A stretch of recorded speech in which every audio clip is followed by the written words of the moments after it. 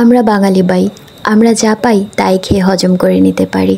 আর এটা তো মাত্র কাঁচা বিচি কলা। আসসালামু আলাইকুম, welcome to my channel areca. আজ আমি তোমাদের জন্য নিয়ে হাজির হলাম কাঁচা কলার কোফতা কারি। কাঁচা কলার কোফতা কারি বানানোর জন্য প্রথমে আমি কিছু আতপ চালকে পরিষ্কার পানি দিয়ে ভালোভাবে ধুয়ে পরিষ্কার করে নিব।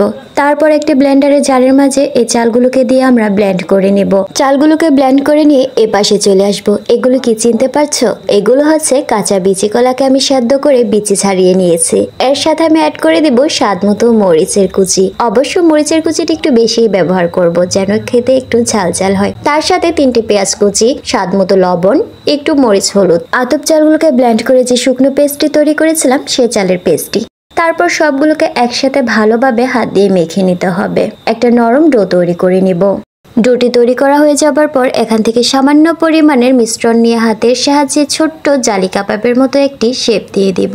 সেম ভাবে সবগুলোকে আমি তৈরি করে নিব। আমার সবগুলো তৈরি করা কমপ্লিট হয়ে গেল। এ পর্যায়ে আমি চলে যাব চুলার মাঝে। চুলায় একটি পাত্রের মাঝে সামান্য পরিমাণে সাদা তেল গরম করে নিব। তেল গরম হয়ে আসলে তার মাঝে এক এক করে সবগুলো কোফতা দিয়ে দিব। চুলার লো থেকে মিডিয়াম আঁচের মাধ্যমে আমরা এগুলোকে ভেজে নিব। এক পাশ ভাজা হয়ে গেলে উল্টে দিব আরেক পাশ ভেজে নেওয়ার জন্য। ভাজার কাজটি একটু সময় নিয়ে আস্তে আস্তে ভাজতে হবে। আর চুলার আঁচটি একদম লো থেকে মিডিয়ামে রাখতে হবে। বেশি বাড়িয়ে দিলে উপর দিয়ে পুড়ে যাবে, ভেতর দিয়ে কাঁচা থেকে যাবে। তাই আমরা চুলার লো আঁচে এগুলোকে ভেজে নিব। সবগুলো যখন গাঢ় ব্রাউন কালার হয়ে আসবে তখন আমরা এগুলোকে তেল থেকে নামিয়ে একটি বাটির মাঝে নিয়ে নিব। এখন এগুলোকে বিকালের নাস্তা বা ভাতের সাথে কাবাব হিসাবেও খেতে পারবো আমরা। কয়েকটি তো আমি এমনিতেই খেয়ে নিলাম বানানোর সাথে সাথে। এ পর্যায়ে একটি পাত্রের মাঝে পর্যাপ্ত পরিমাণে সরিষার তেল অ্যাড করে দিব। তার সাথে দিয়ে দিব 4-5টা পেঁয়াজ কুচি।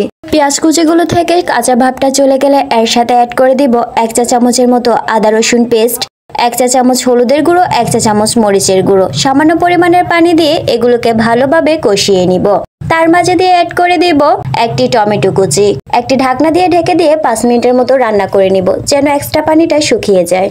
মশলা আর তেল যখন আলাদা হয়ে আসবে তখন এর সাথে 1.5 কাপ পরিমাণের পানি অ্যাড করে দিব। পানি শুকিয়ে যখন 1 কাপ পরিমাণের হয়ে আসবে তখন এর সাথে আমাদের কোফতাগুলো অ্যাড করে দিব। তার সাথে দিয়ে দিব 3-4টা কাঁচামরিচ। তারপর একটি ঢাকনা দিয়ে ঢেকে দিয়ে 10 মিনিটের মতো রান্না করে নিব।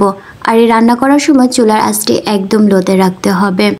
পানিগুলো শুকিয়ে যখন ঠিক এরকম হয়ে আসবে তখনই আমাদের তৈরি হয়ে যাবে কাঁচা কলার কোফতা কারি। কাঁচা কলার কোফতা কারিটা যদি ভালো লেগে থাকে তাহলে অবশ্যই বাড়িতে বানানোর ট্রাই করবে। আর একটি লাইক, কমেন্ট অ্যান্ড শেয়ার করে যাবে। আজ এ পর্যন্তই। আসসালামু আলাইকুম।